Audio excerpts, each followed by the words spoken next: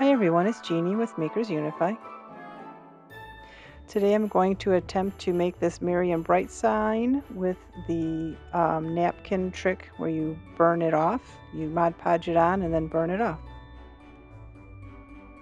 So this is a box that I also got from the Dollar Tree that I'm going to adhere to the back of the Merry and Bright sign. And I put on this acrylic silver glittery paint, but I didn't like how it was kind of plain. So I ended up wiping off as much as I could and then painting it white, letting that dry, and then putting the silver glitter back on top.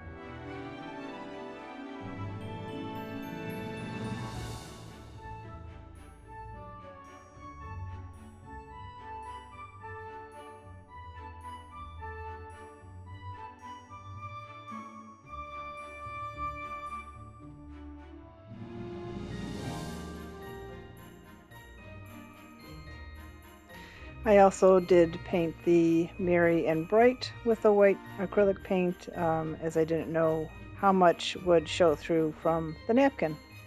So what you need to do is you take the napkin, they're usually 2-ply, so you want to pull one of the layers off so that you only have the design, the top piece, for your sign. Now I'm putting the Mod Podge on, and I will go ahead and put the napkin on top. You have to make sure that you get the sides and everything really good, and then you put your napkin on top and you press it down really well. As you can see, it doesn't cover the whole sign, so I take a second napkin and line it up the best I can and go ahead and place it on there. And then I will trim off the excess and poke a couple holes in the middle and light it on fire.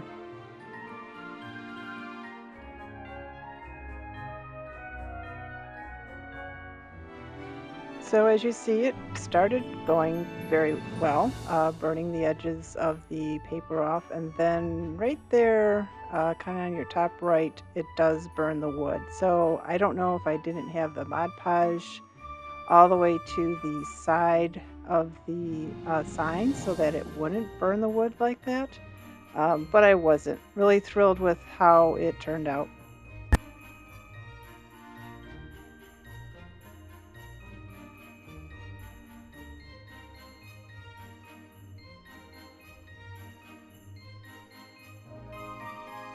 So if you look at the tops of the R's, you'll see that they were burned. So what I ended up doing was just taking another Merry and Bright sign. I actually had gotten two, luckily. And I'm just going to do Mod Podge on top and on the bottom, again with a 1-ply piece of the napkin. And did I use one or two? I might have used two. I think I left the bottom on. And then I trim it off, and then I will go ahead and score some areas with the knife so that I can just put the Mod Podge on the back and go ahead and pull the napkin over and under all the letters. Of course, was a tedious process and took a while. I did Mod Podge the front again, and I'm pleased with how it turned out. It turned out a lot better than the burning process took.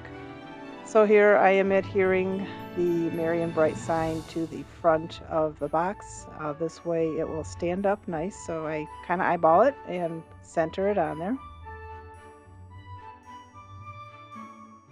And then I take some of the garland that I got from the Dollar Tree, and I'm kind of experimenting with how much I need, and then I'll go ahead and cut off the excess.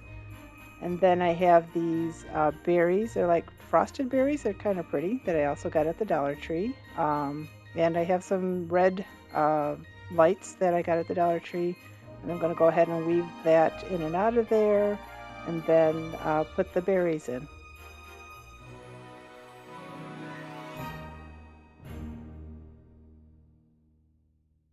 So I decided I wanted to pull some of the lights in front to kind of put in and out of the word bright. And then again here I'm taking those frosted berries and I'll go ahead and tuck them in the garland.